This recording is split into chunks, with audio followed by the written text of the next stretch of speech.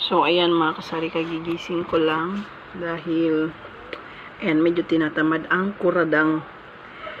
Parang masarap yung tulog ko. Bibihira ako mga kasari na makatulog ng mahimbing kasi sa gabi talagang nahihirapan ako matulog. Yung tulog ko is mag-i-start na siya ng 12, ganyan. Kasi, ewan ko, ganun siguro kapag diabetic ka, nahihirapan kang matulog. Maliban na lang kung ayun, antok na antok ako, pagod na pagod ako sa mga ginagawa ko dito sa bahay, nakakatulog agad ako.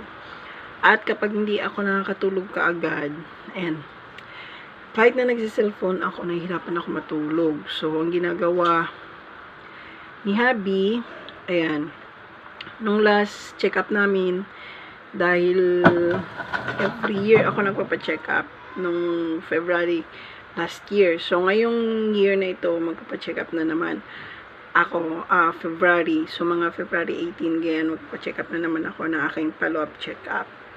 So, nung nagpa-check up ako last year, yun, sinabi ko na nahihirapan ako matulog. So, ang sabi ng doktor sa akin, normal na lang daw yan sa mga diabetic patient, yung nahihirapang matulog. So, ang ginawa ni Habi, nagtanong siya kung anong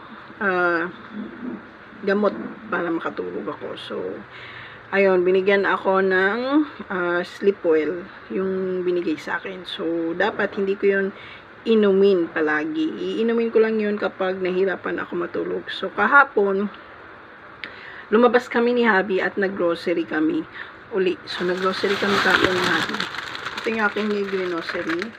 Ayan, isang plastic lang dahil nakapag-grocery naman ako nung nakaraan. At ang dapat na i-grocery ko is mga chichirya dahil yung aking mga pachichirya is ubos na. At bumili rin kami ni Habi ng alkansya kahapon. Kasi sabi ko, nagbukas na ako ng alkansya ko. Kailangan ko na naman bumili ng ibang alkansya dahil mag-iipon na naman ng inyong tindera. So, ganun lang. So, hindi nakapagpamili si Habi kapo ng gamot ko na pampatulog. So, nahihirapan ako. Kapag nahihirapan ako natulog, tapos nahanap ko na yung tulog ko, hindi na ako ginigising ni Habi. Hinahayaan niya na lang akong matulog kung hanggang anong oras yung gusto kong matulog. So, hinahayaan niya ako, hindi niya ako ginigising kasi alam niya nahihirapan akong matulog sa gabi. So, ayan, tanghali na ako nakagising. Ngayon is magna-9 na. So, ngayon pa lang ako nagising.